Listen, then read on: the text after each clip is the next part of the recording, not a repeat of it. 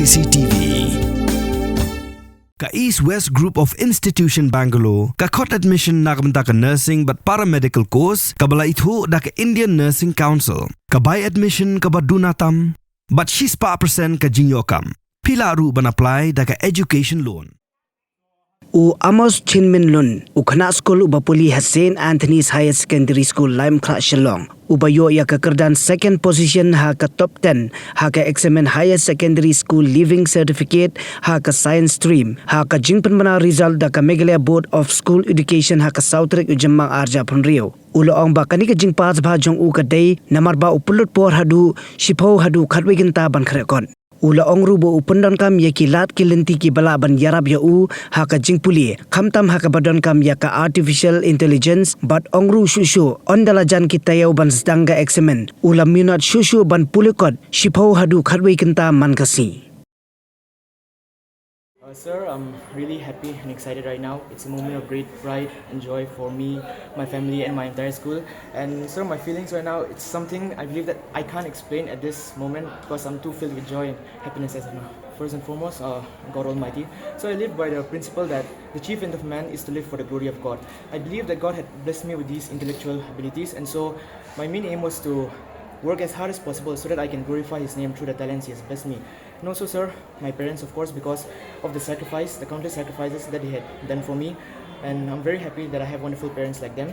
And then my teachers, because they were willing to help me at any time. Whenever I went to them, they would always help me, guide me on how I should prepare. And that's why I'm really grateful to them as well. Also, sir, I have to thank my friends, my classmates, because I believe that the group that you hang out with, the people that you spend most of your time with, they also influence you a lot.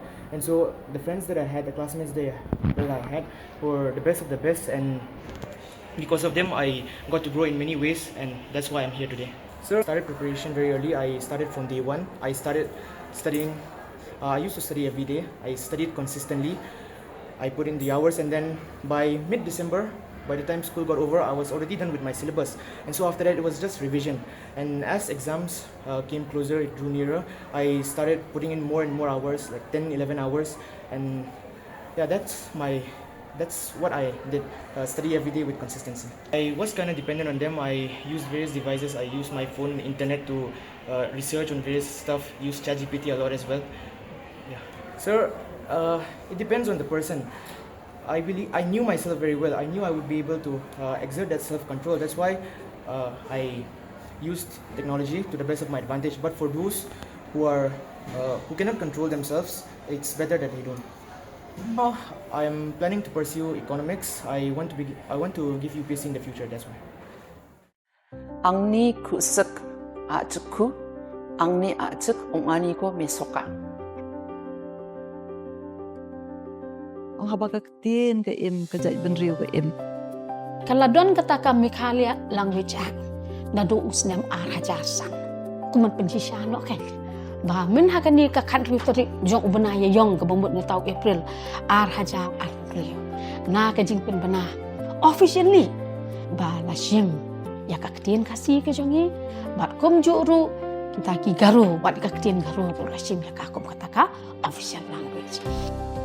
Ngasngu burung ya kan ke kasi atau society batru kumju ya ka acik literary society kiba submit ya ka memorandum sha ke government departmentally ngakot meeting mana haka bengi syong di study nadu ka law department nadu ka arts culture naki department kiba pair ngia discuss ngaong tongin talk ngin recommend sa cabinet ba ngin repeal no ya katuga ak barin bat ngin warna no daka ni kaway ko batmangay daka bengi ong Meghalaya Languages Act Mdeshu Meghalaya Language Act.